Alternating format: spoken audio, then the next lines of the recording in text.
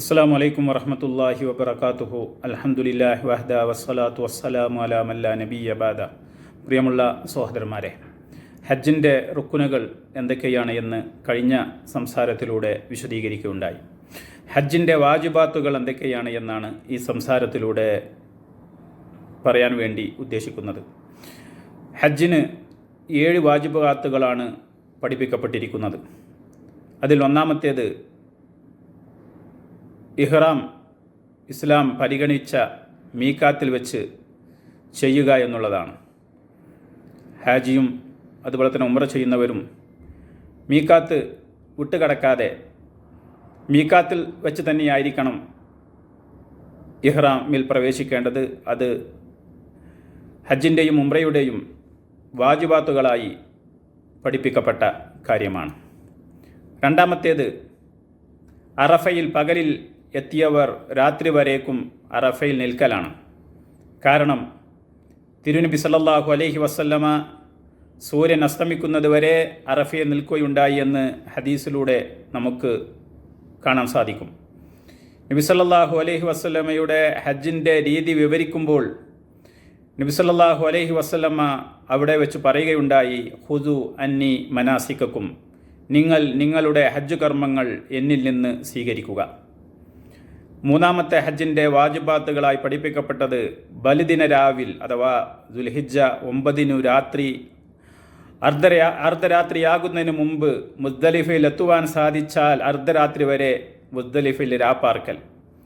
തിരുനബി സല്ലല്ലാഹു അലൈഹി വസല്ലമ അപ്രകാരം ചെയ്തതായി നബിയുടെ പ്രവർത്തനമായി ഹദീസുകളിൽ തെളിഞ്ഞു കിടക്കുന്നുണ്ട്.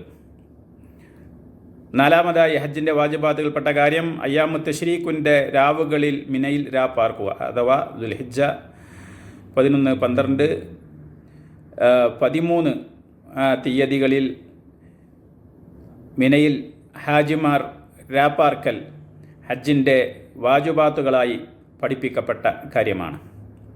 അഞ്ചാമതായി ക്രമപ്രകാരം ജംറയിൽ കല്ലെറിയലാണ്. ജംറത്തു സുഹറ, ജംറത്തുൽ വുസ്ത്വ, ജംറത്തുൽ കുബ്ര എന്നീ ക്രമത്തിൽ അവൻ ജംറത്തുൽ അഥവാ ഹാജി ജംറത്തുൽ അക്കബയിൽ നിന്ന് തുടങ്ങി 3 ജംറകളിലും കല്ലെറിയേണ്ടതുണ്ട്. ആറാമതായി ഹജ്ജിൻ്റെ വാജിബാത്തുകളെ പഠിപ്പിക്കപ്പെട്ടത് മുടി മുണ്ടനം ചെയ്യുകയോ അല്ലെങ്കിൽ തലമുടി വെട്ടിക്കളയുകയോ ചെയ്യുക. ഹജ്ജിനെ സംബന്ധിച്ച് വിവരിക്കുമ്പോൾ അല്ലാഹു സുബ്ഹാനഹു വ തആല വിശുദ്ധ ഖുർആനിലൂടെ പറയുകയുണ്ടായി, മുഹല്ലഖീന റൂസക്കും വ മുഖസ്സിരീന, തല മുണ്ടനം ചെയ്തവരും മുടി വെട്ടിയവരുമായിക്കൊണ്ട് എന്നാണ് അല്ലാഹു സുബ്ഹാനഹു വ തആല പറഞ്ഞിരിക്കുന്നത്.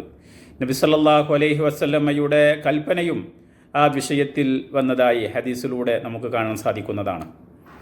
ഏഴാമത്തെ കാര്യം ആർത്തവകാരിയും പ്രസവരക്തമുള്ളവരുമായ ആളുകൾ ഒഴിച്ച്, ഇങ്ങനെയുള്ള സ്ത്രീകൾ ഒഴിച്ച് തവാഫുൽ വിദാ നടത്തുക എന്നുള്ളതാണ്.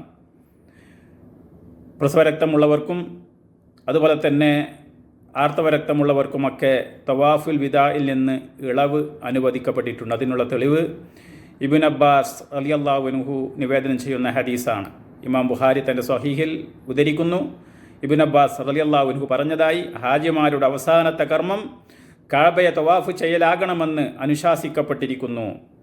നബി സല്ലല്ലാഹു അലൈഹി വസല്ലം അപ്രകാരം കൽപ്പിക്കപ്പെട്ടിരിക്കുന്നു. എന്നാൽ ഋതുമതികളായ സ്ത്രീകൾക്ക് ഇതിൽ ഇളവ് അനുവദിക്കപ്പെട്ടിരിക്കുന്നു.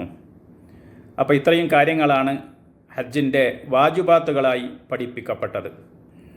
ഇനി നാം മനസ്സിലാക്കേണ്ട മറ്റൊരു കാര്യം, വല്ലവനും ഈ വാജിബാത്തുകൾ വല്ലതും തന്നെ ഏതെങ്കിലും ഒന്ന് ബോധപൂർവമോ അല്ലെങ്കിൽ മറന്നുകൊണ്ടോ ഉപേക്ഷിച്ചാൽ ഒരു മൃഗബലി പ്രായശ്ചിത്തമായി നൽകി അതിന് പരിഹാരം ചെയ്യുകയാണ് വേണ്ടത്. ഒരു മൃഗബലി പ്രായശ്ചിത്തമായി പരിഹാരം ചെയ്താൽ അയാളുടെ ഹജ്ജ് സാധുവാകുന്നതാണ്.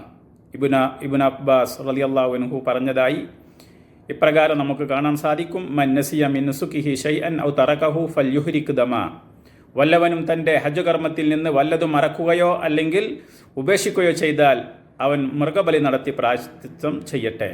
അപ്പോൾ സഹോദരന്മാരെ, ഹജ്ജിനും ഉംറയ്ക്കും വേണ്ടി പോകുന്ന ആളുകൾ ഹജ്ജിൻ്റെ എല്ലാ വാജിബാത്തുകളും അതുപോലെ തന്നെ റുക്കുനുകളും സുന്നനുകളും ഒക്കെ പഠിച്ചുകൊണ്ട് മനസ്സിലാക്കി പരിപൂർണമായി ഹജ്ജ് ചെയ്യാൻ ശ്രമിക്കേണ്ടതുണ്ട്. ആ വിധത്തിൽ ഹജ്ജും ഉംറയുമൊക്കെ ചെയ്യാൻ അള്ളാഹു സുബ്ഹാനഹു വ തആല നമുക്കെല്ലാം തൗഫീഖിനെ പ്രദാനം ചെയ്യുമാറാവട്ടെ. നമ്മുടെ ആരാധനകൾ അള്ളാഹു സുബ്ഹാനഹു വ തആല നമ്മളിൽ നിന്ന് സ്വീകരിക്കുമാറാവട്ടെ. വസല്ലല്ലാഹു അലാ മുഹമ്മദിൻ വഅലാ ആലിഹി വസ്വഹ്ബിഹി അജ്മഈൻ. അസ്സലാമു അലൈക്കും വറഹ്മത്തുള്ളാഹി.